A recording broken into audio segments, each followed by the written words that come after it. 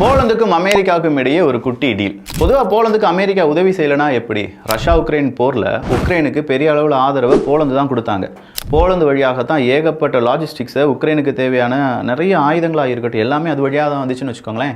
ஒரு கட்டத்துக்கு மேலே போலந்து விவசாயிகள் உக்ரைனுடைய விவசாய பொருட்கள் எங்கள் நாட்டுக்குள்ளே வர்றதுக்கு நாங்கள் எதிர்ப்பை தெரிவிக்கிறோம், இப்படிலாம் வந்துட்டு இருந்துச்சுன்னா போலந்து விவசாயிகள் நாங்கள் விளைவிக்கக்கூடிய பொருளை யாரும் வாங்க மாட்டுக்காங்க, விலை கம்மியாக கிடைக்கக்கூடிய உக்ரைனுடைய பொருட்களை வாங்கிட்டு போகிறாங்க அப்படின்னு சொல்லி பெரிய போராட்டத்தை நடத்தினாங்க.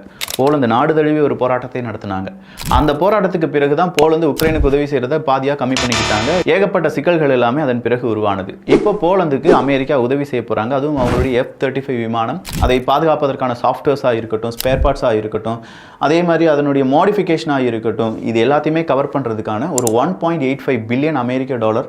ஸோ இந்த கான்ட்ராக்டர் என்ஜினியரிங் போல்ஸ்டர் அப்படின்னு சொல்கிறது ரொம்ப முக்கியமான ஒரு டீலாக பார்க்கப்படுகிறது போலந்து மற்றும் அமெரிக்காவினுடைய உறவில். அடுத்ததாக தெய்வ குழந்தை பில்கேட்ஸ் அவர்களும் ட்ரம்ப் அவர்களும் பார்த்து கொள்ளப் போகிறார்கள், பார்த்து பேசிக்கொள்ளப் போகிறார்கள், பேசி முடிவெடுக்கப் போகிறார்கள். முடிவெடுத்த பிறகு அதை செயல்முறைப்படுத்த போகிறார்கள். செயல்முறைப்படுத்திய பிறகு அதை என்னமோ செய்ய போகிறாங்கன்னு வச்சுக்கோங்களேன்.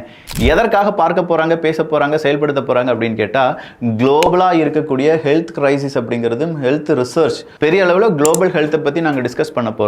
அதில் ரிசர்ச்சாக இருக்கட்டும், ஏகப்பட்ட தடுப்பூசியாக இருக்கட்டும், எல்லாத்த பற்றியும் பேச போகிறோம் அப்படிங்கிறது தான் தெய்வ குழந்தையும் ட்ரம்ப் அவர்களும் எடுத்திருக்கக்கூடிய முடிவு.